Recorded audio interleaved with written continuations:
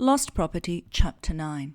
Here we find Josh going into the city. They're going to a New Year's Eve concert with Alicia and some friends. As they're waiting for the train down the very bottom, Alicia basically says, "A kiss, quick, before the train comes," Alicia demanded. She liked spontaneous smooches, taken in a hurry, so we had to break apart quickly and smile at ourselves. It was fun when I first started going out with her.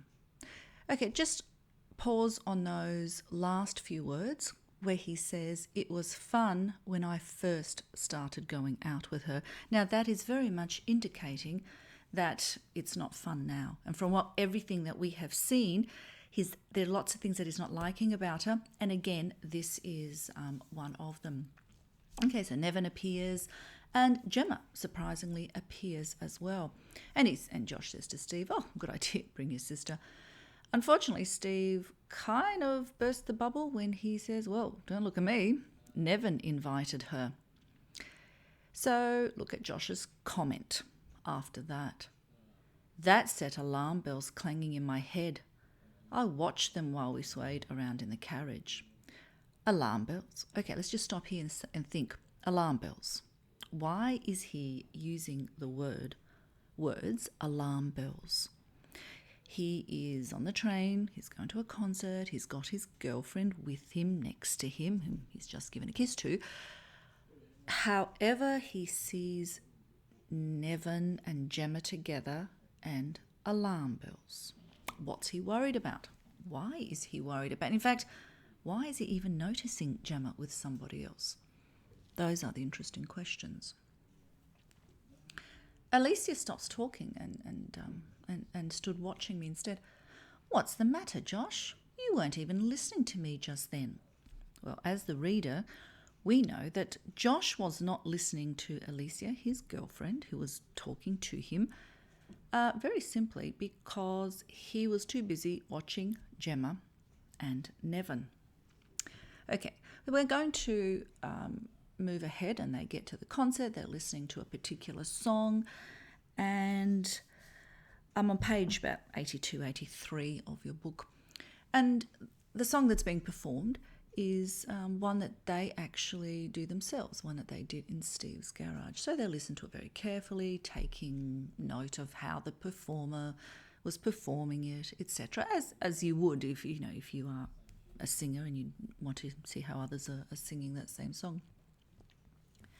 And if we just go down to the page here, we're on page 84 of your book. So Nevin came over, dragging Gemma loosely by the hand in his wake.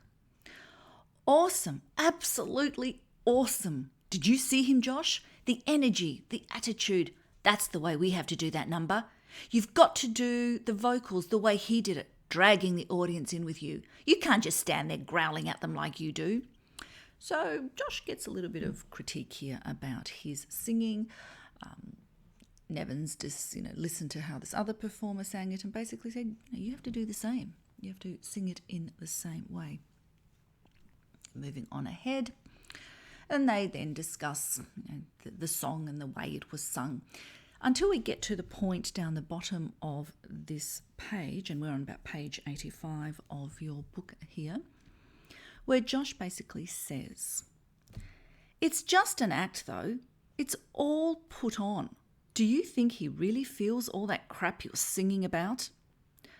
So again, we come back to this point of acting. And I guess in a sense, when you are on stage and you are performing, well, yes, it is a bit of an act. You don't necessarily feel all of that. But the important thing is that you portray that. You have to make the audience think you're feeling it so that they feel the same emotions. But again, we get to this bit about acting. That's what Gemma picked up on as well. Okay, we're going to move on to a few pages forward, and we're on page 117 here, so it's page 87 of your book. So Josh actually goes away with Gemma, and they go off on their own, have a little bit of a romantic time together, I guess, as girlfriend, boyfriend, and then they have a discussion. Now, it's not all going very well here because Alicia ends up upset at Josh, And then we have this discussion at the end. She broke away from me, gave out a pathetic sob. Why do you always spoil it, etc. Why can't we just kiss a bit and talk and stuff? Now, the next bit that Josh actually answers, and this is the important part, I want you to notice the type of lettering that this is written in. His response is, because you don't want to talk about the stuff that interests me. Now, you would have noticed it's written in italics. That is not a printing mistake. It's not a typo in any form or fashion. What it is what Josh is thinking in his head. So when Alicia says, why can't we just talk and stuff, in his head he's thinking, because you don't want to talk about the stuff that interests me. So things like the stars, talk about God or philosophy, the things that he has started talking with Gemma and having a conversation with, if you recall, can't quite have that same conversation with Alicia. And then he actually goes on to say, but that answer never made it out into the darkness. So he thought that response, but he never verbalised it. So all of these little clues that we are getting certainly goes here to say that, look, this is not going to be a good relationship, Josh and Alicia. Are you mad at me? She's still upset. And then Josh has to try and pacify her. And down the sort of, towards the end of the page here, he actually says, I'm sorry, were the words that came out automatically. I thought that, and he was going to go into a conversation, but he just says, I'm sorry. Now the words, he didn't have to think much about them. He just said they came out automatically. And it's something, I suppose, in the sense that if we've upset somebody, then the immediate reaction really is perhaps to turn around and say, look, I'm sorry, whether you mean it or not. I think that's what seems to come out. They continue the discussion. Then Josh goes on to say, no, that's not it at all. I blurted out, appalled that she was so close to the truth. Even if I can't see your face in the darkness, I know it's you, and that's all that matters to me, and what happened just now. So to show you how much you mean to me, I wouldn't do anything for me if it wasn't for you. Okay. The interesting part is the question, not so much that paragraph before, but this next question. Where did those words come from? Think about it. You're talking to your girlfriend, she's upset. What should you be trying to do? Calm her down? Absolutely. But wouldn't you imagine that you should actually be trying to calm her with honesty? What you are honestly thinking and feeling? So where is Josh coming from? The words that he's saying, he doesn't even know where they're coming from. Are they coming from his heart? Are they coming from a place of honesty, of truth? Or is he just making all of this up? The next bit he goes on to say in the green here, I was still surprised by my own words and wondered whether I was overdoing it, saying so much more than I felt. Here we go. Another clue. All these lovey-dovey words that he's trying to say to his girlfriend so that, she calms down, saying so much more than I felt. He's not really feeling what he's saying. He's not being honest. And down the bottom of the page, you're the best thing that's ever happened to me. It's true. And I don't want to lose you because of tonight. I don't want to lose you ever. I pleaded, and taking a risk, I reached up and took hold of her hand. Okay, now this is probably getting a little bit much here. And by that I mean we're looking at the scenario and we know Josh is not being honest. We know he's not being truthful. So wouldn't it probably be appropriate for Josh to turn around and say, look, Alicia, I'm sorry, but this kind of just isn't working out. Maybe you're not my type or whatever it is. But he doesn't. He continues to make things up. He continues to say things he doesn't mean. Is he lying? That is the question. Would you call that a lie? We can certainly, I suppose, call it acting. He's doing some pretty good acting here. It's all very fine to, when you're on screen and making a movie and saying all these things that the script requires you to say. It's because you are playing a character, and the person opposite you, to whom you are speaking, is also playing a character. So you're actually using words of the character, not your words. This is not a movie. This is the reality. So he's playing a character in real life. He's an actor. Exactly what Gemma was saying. So when you actually have to do an essay or ask questions or answering questions about Josh and being an actor, there are so many examples from the novel that you can actually utilise. And this is another one of them. Now we're just going to, again, move a little bit further across.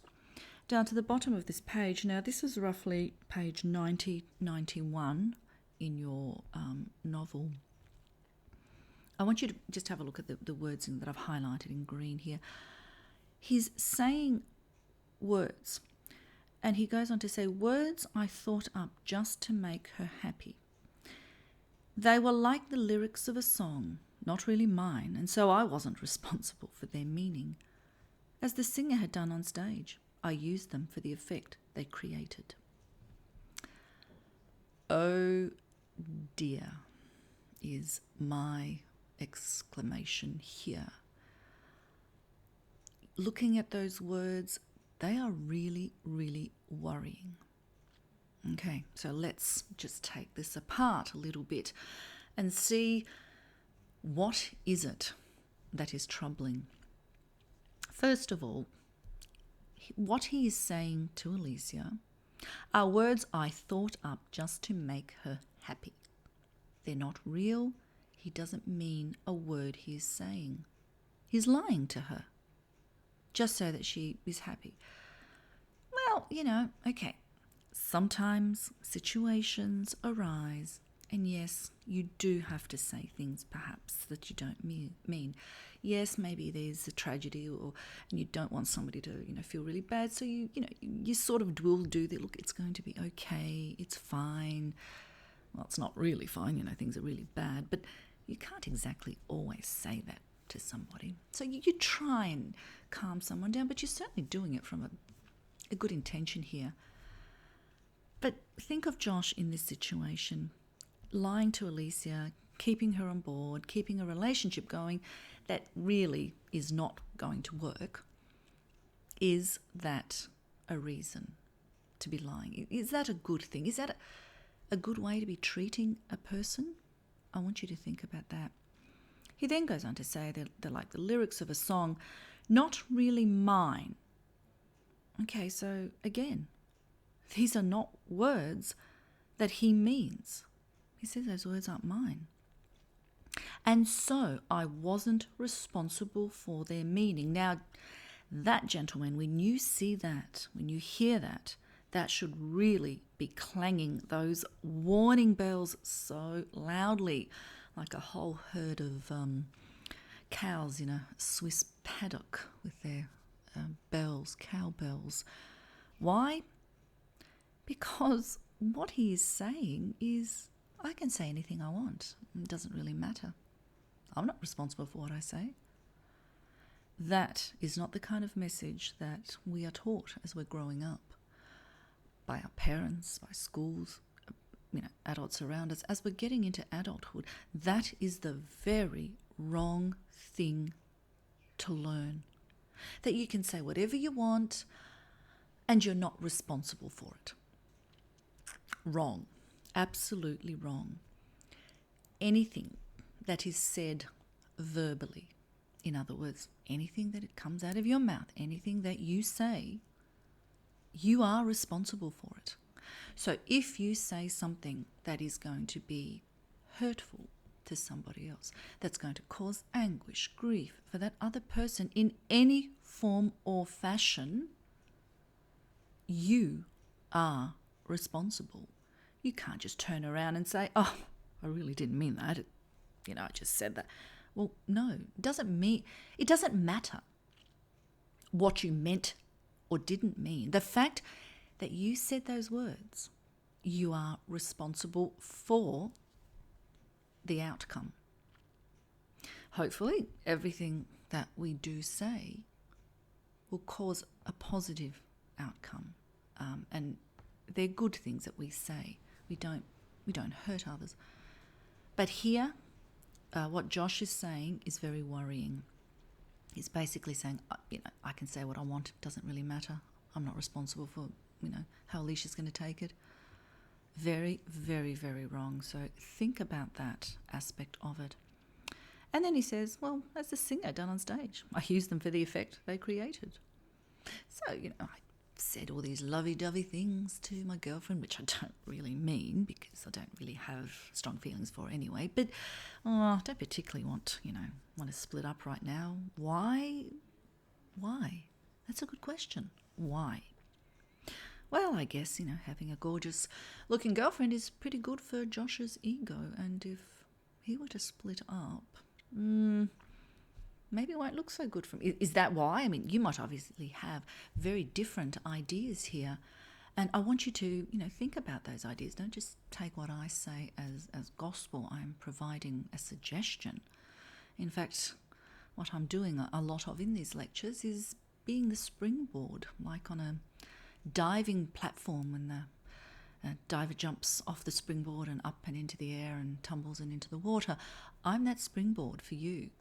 As you are listening to my explanations, as you're listening to what I say, I want you to think in your own minds and use my ideas as a springboard to your ideas as well. Very important when studying literature that you do think for yourselves and come up with ideas as well.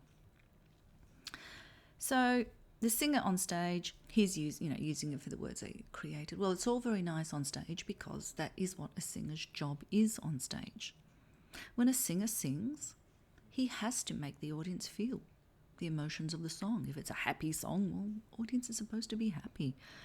If it is a sad song, then you really want your audience to cry. And if you, as a singer, can see your audience with tears and wiping away tears and you're singing a really sad, lamentful song, then you can pat yourself on the back and say, hey, I did a good job here. Because that's what your job is. To bring that across and create that effect. Whether you yourself, really feel that. And, well, having said that, a good singer will feel the emotions, and that's what makes a good singer versus mediocre performer. A true performer will feel the emotions within themselves, will bring that across to their audience, like a good actor. Someone who's mediocre will just sing the right notes, the words, but the audience won't feel it. So Josh is using those very same techniques at the very wrong time and with the wrong person. So think about that. And that, gentlemen, brings us to the end of this chapter.